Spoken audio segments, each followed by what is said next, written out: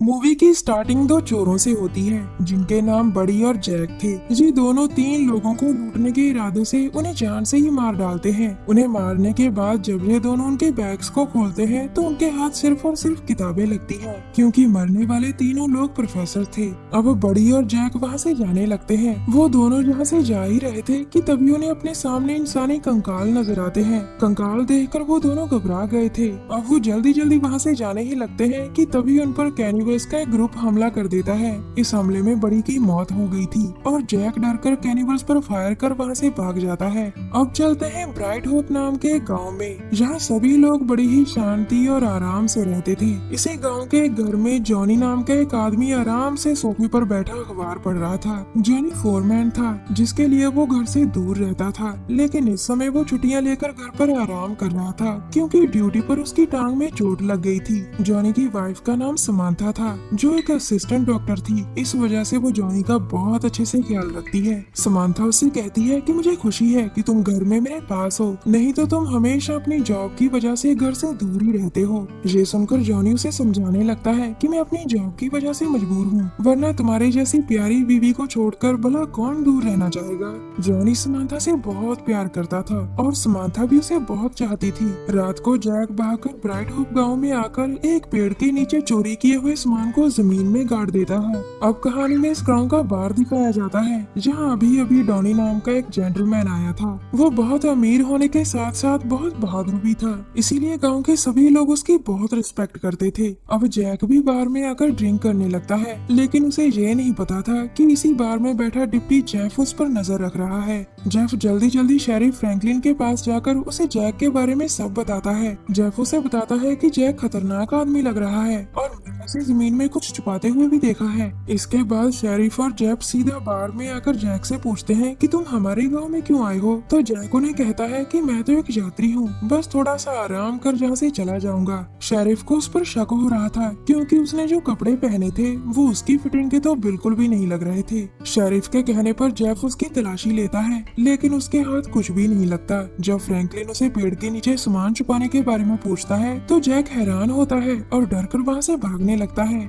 मगर sheriff Franklin उसकी टांग पर शूट कर उसे रोक लेता है। शेरिफ और जेफ डॉनी से कहते हैं कि तुम डॉक्टर को लेकर आओ ताकि इसका इलाज हो सके, और तब तक हम इसे जेल में लेकर चलते हैं। दूसरी तरफ समांथा और जॉनी दोनों सोने की तैयारी कर रहे थे कि तभी उनके घर डॉनी आता है। वो यहाँ समांथा को लेने आया था ताकि वो जैक का इलाज कर सके। समांथा उसकी पूरी बात सुनकर उसके साथ जाने के लिए मान जाती है और अपना सामान उठाने लगती है। जॉनी डॉनी से समांथा का ख्याल रखने को कहता है, तो डॉनी भी उसे समांथा की सेफ्टी का प्रॉमिस करता है। इसके बाद समांथा जेल में पहुंचकर जैक को चेक करती है। उसे चेक करने के बाद वो फ्रैंकलिन से कहती है कि मुझे सर्जरी करने में पूरी रात लग सकती है, इसीलिए तुम मेरे घर जाकर जॉनी को बता देना कि वो मेरा इंतजार न करे, मैं कल सुबह तक आ जाऊंगी। ये सुनकर शेरिफ अपने एक ऑफिसर को समांथा के पास रुकने को कहता है और वो खुद जॉनी के पास जाता है और उसे समांथा का मैसेज देता है कि वो उसका इंतजार न करे, क्योंकि उसको सर्जरी करने में पूरी रात लग जाएगी। उधर जेल में समांथा जैक की टांग से गोली निकाल देती है। ऑफिसर उससे पूछता है कि इसे दर्द क्यों नहीं हो रहा, तो समांथा उसे बताती है कि मैंने इसे काफी स्ट्रॉन्ग पेन किलर दी है, उसकी वजह से ही इसे दर्द फील नहीं हो रहा।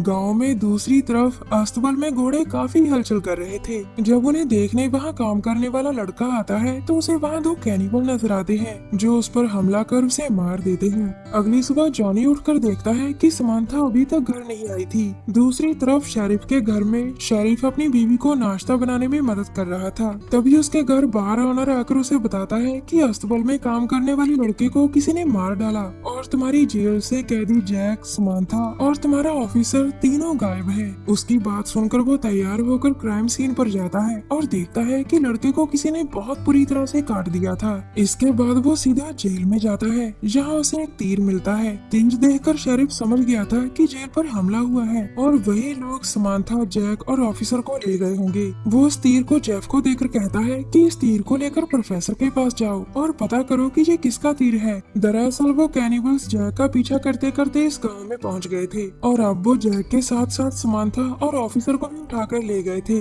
इसके बाद फ्रैंकलिन जॉनी के पास जाकर उसे सारी बात बताता है और साथ ही साथ ये भी कहता है कि मैंने गांव के सभी सभी लोगों को बार में इकट्ठा होने को कहा है ताकि ये किसका काम है इसका पता लगाया जा सके। अब बार में सभी लोग इकट्ठा हो चुके थे, जहाँ प्रोफेसर आकर बताता है कि ये तीर इंडियन कैनिबल्स का है। आगे वो बताता है कि ये कैनिबल्स बहुत खतरनाक होते हैं। साथ ही साथ वो ये भी बताता है कि ये किसी जानवर का नहीं बल्कि इंसानों का मांस खाते हैं। शेरिफ उससे कैनिबल्स का एड्रेस पूछता है तो प्रोफेसर उसे एक मैप दिखाकर उनका ठिकाना दिखाते हुए कहता है कि आज तक जो भी वहाँ गया है वो कभी वापस नहीं लौटा। उसकी बात सुनने के बाद शेरिफ खुद वहाँ जाने की बात करता है और वो अपने साथ डिप्टी जेफ को चलने को कहता है। उनके बार बार मना करने पर भी जॉनी भी उनके साथ जाने का फैसला करता है क्योंकि उसे समांथा की बहुत फिक्र हो रही थी। डॉनी भी उनके साथ जाने को कहता है क्योंकि उसने जॉनी से उसकी बीवी की सेफ्टी का प्रॉमिस किया था। इसके बाद ये चारों घोड़ों पर सवार होकर अपना सफर शुरू कर देते हैं। वहाँ पहुँचने के लिए इन्हें 4 से 5 दिन लगने वाले थे, इसीलिए ये लोग अपने साथ खाने पीने का सामान भी लेकर चलते हैं। शाम होने पर ये लोग एक जगह रुककर आराम करते हैं, जहाँ सेफ्टी के लिए डॉनी एक वायर लगा देता है ताकि अगर कोई भी उनके पास आने लगे तो वायर की आवाज से उन्हें पता चल सके।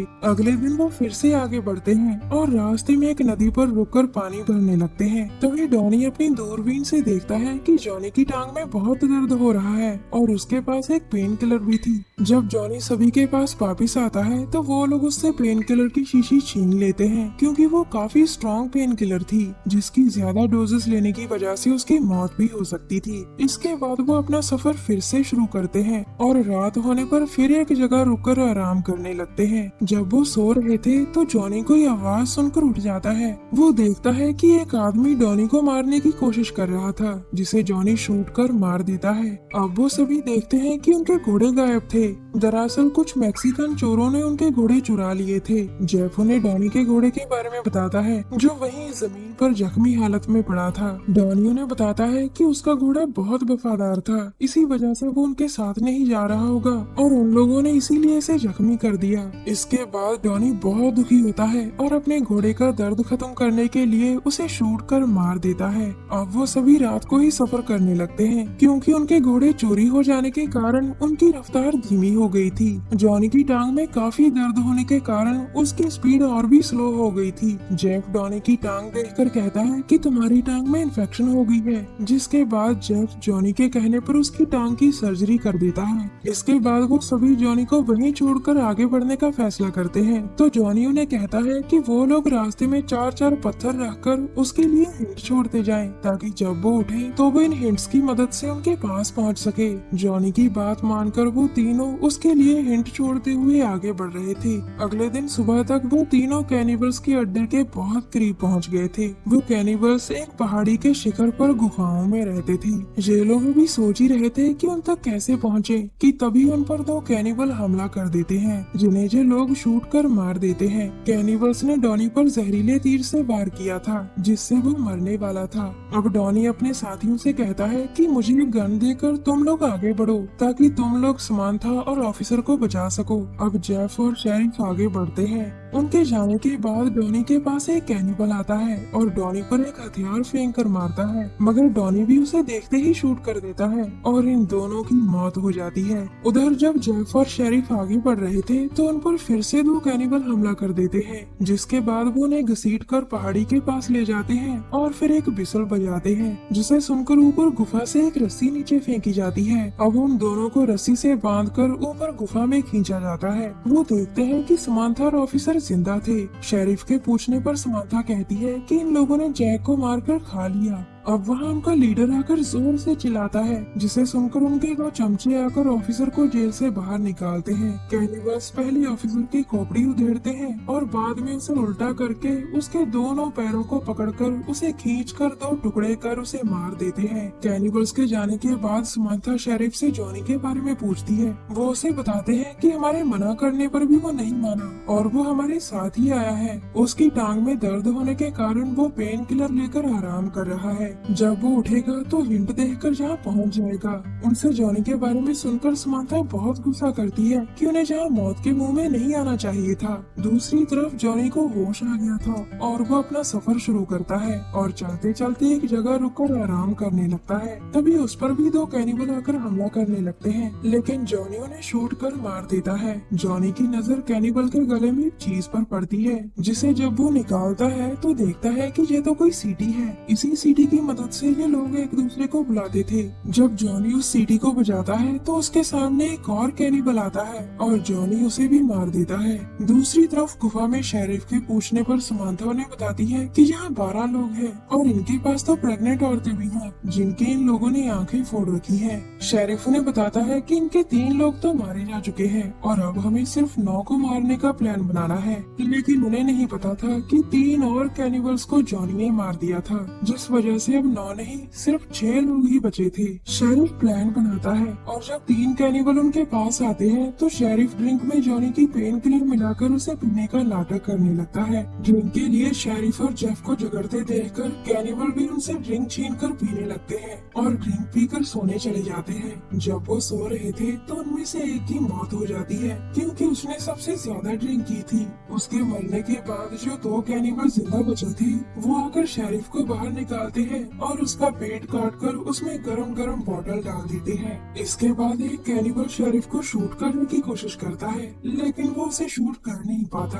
क्योंकि उसे गन को अनलॉक नहीं करना आता था। उसी समय वहाँ जॉनी आकर एक कैनिबल को मार डालता है, लेकिन जो कैनिबल शेरिफ के पास खड़ा था उसने गन को अनलॉक कर लिया था, जिसके बाद वो शेरिफ के पेट में गोली मारकर उसे और भी जख्मी कर देता है। तभी जॉनी भी कैनिबल को शूट करता है और वो नीचे शेरिफ के पास गिर जाता है। अब शेरिफ उसे उसी के हथियार से मार डालता है। उनके मरने के बाद जॉनी समांथा को बाहर निकालता है और तभी शेरिफ उनसे कहता है कि तुम तीनों यहाँ से चले जाओ क्योंकि बाकी बचे तीनों कैनिबल्स कभी भी यहाँ पहुँच सकते हैं। शेरिफ के जिंदा बचने का कोई चांस नहीं था क्योंकि वो बहुत जख्मी हो चुका था। अब वो लोग शेरिफ को एक गन देकर वहाँ से निकल जाते हैं। जब वो लोग वहाँ से निकलकर थोड़ी दूर आ गए थे तो उन्हें 3 गन शॉट सुनाई देते हैं, जिन्हें सुनकर वो समझ गए थे कि शेरिफ ने बाकी बचे 3 कैनिबल्स को भी मार दिया है। इसके बाद समांथा, जॉनी और जेफ अपने घर की तरफ जाने लगते हैं और इसी के साथ इस मूवी का यही एंड हो जाता है।